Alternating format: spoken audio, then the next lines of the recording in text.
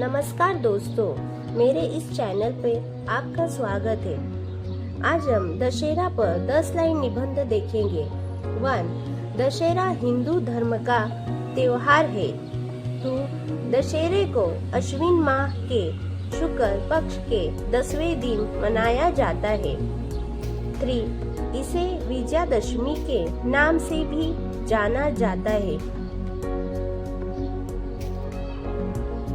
4. इस दिन रावण का पुतला जलाया जाता है। 5. दशहरा बुराई पर अच्छाई की जीत का प्रतीक है। 6.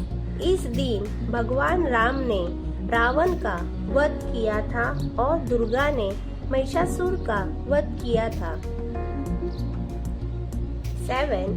भारत के विभिन्न हिस्सों में दुर्गा पूजा भी मनाई जाती है। 8. इस त्योहार के कारण सभी सरकारी कार्यालय, स्कूल और कॉलेज बंद रहते हैं। 9. इस दिन रामलीला का आयोजन किया जाता है। 10. दशहरे के 20 दिन बाद दिवाली होती है। धन्यवाद दोस्तों। ऐसे ही नई वीडियो के लिए मेरे चैनल को लाइक, शेयर और सब्सक्राइब कीजिए।